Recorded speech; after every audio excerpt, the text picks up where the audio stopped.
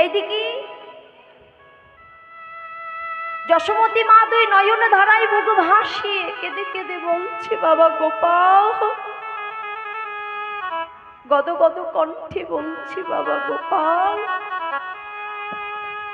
এতক্ষণ মাঠে তাকে কাহারও ছায়াল মা নন্দরানী আজ কি করেছে, সে নেতের অঞ্চল দিয়ে আজ বদনখানি মুছাইয়ে দিচ্ছে। বলছি, বাবা, সমস্ত সখাগণ অনেক আগে ঘরে ফিরে এসেছে রে বাবা, আজকে তোর এত দেরি হলো কেন? কি গো বাবা, এই যে ঘরে ফেরা, এই যে গোষ্ঠ গোচারণ, আমরা এসেছি বাবা গোষ্ঠ গোচারণে। গোষ্ঠ শব্দের অর্থ হচ্ছে পৃথিবী, স্থ শব্দের অর্থ চারণ করা। যেমন আমরা এসেছি সকলে গোষ্ঠ গোচারণে, যখন ভগবান শ্রীকৃষ্ণ মুরলীর ধ্বনি করবে তাকে তখন হই জগৎ হইতে চলে যেতে হবে। কোথায়? সে মায়ার সংসার ছেড়ে। তাহলে আজ গোবিন্দ ঘরে ফিরে এসেছে।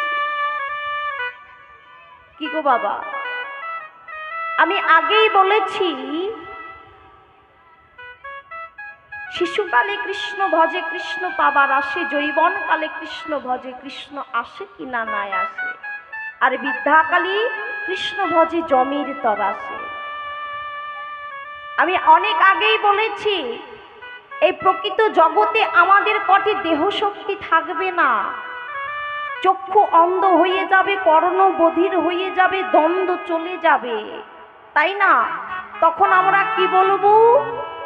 হে গোবিন্দ, তুমি আমাদের তুলে নাও, এই মায়ার সংসার থেকে তুমি আমাদের তুলে নাও। যখন আর পারি না,